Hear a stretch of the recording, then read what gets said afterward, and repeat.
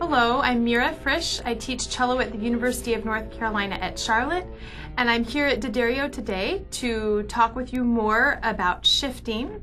In the last video, we talked about kind of where to find each position, first through fourth, and just the general mechanics of a good shift. And in this video, we're going to talk with more detail about the mechanics of the shift in terms of exactly how we get there.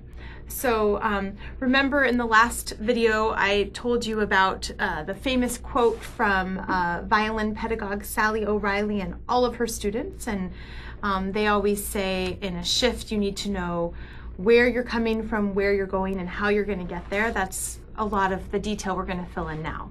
So we're going to just start with one shift that we talked about previously, from B, first finger, first position on the A string, up to G, fourth finger, fourth position on the A string.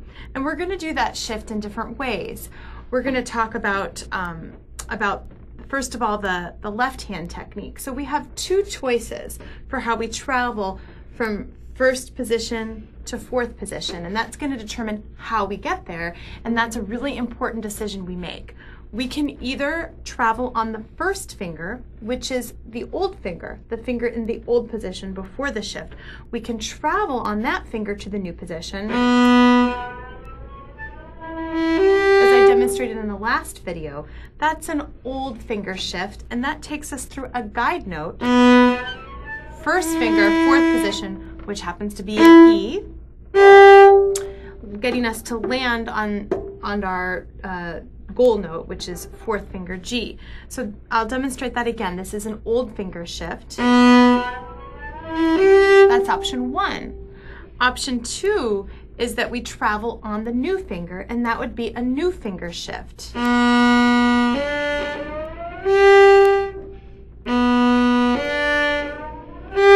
So in that shift, we're actually traveling all the way up to fourth position with the fourth finger on the new finger.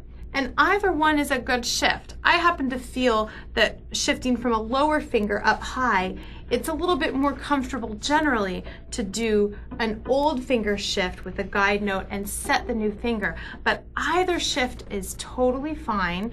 The most important thing is that with any shift, in any passage or etude or orchestral excerpt, you decide how you're going to get there. So you have to make the decision ahead of time so that you're not just frantically shifting on any finger and you have no plan for how you're going to get there. We don't want that.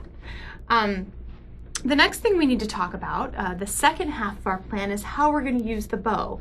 Let's say for a minute that the B is an up bow and the G is a down bow. Then we have to decide, are we going to place the shift? And from now on, I'm just going to demonstrate with an old finger shift, but know that you can do this both ways. We have to decide if we're going to shift on the old bow, the up bow, so that by the time we turn the bow around on the down bow, we're already there, or do we shift on the down bow? That would be considered a new bow shift because the down bow is the new bow. So we have to always make those decisions. I prefer in this shift to shift on the old finger and the old bow like this. Okay, but I'll do it the opposite way just so you can see that it's possible with great technique. I'm going to shift on the new finger and the new bow this time.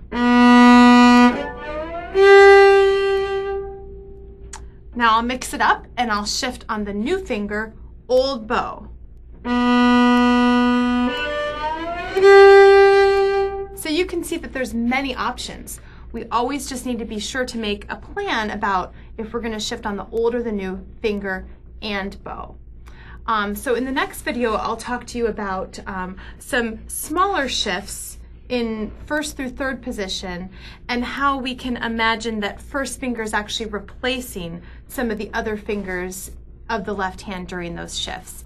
So I hope you found this video helpful, and I'll see you in the next one.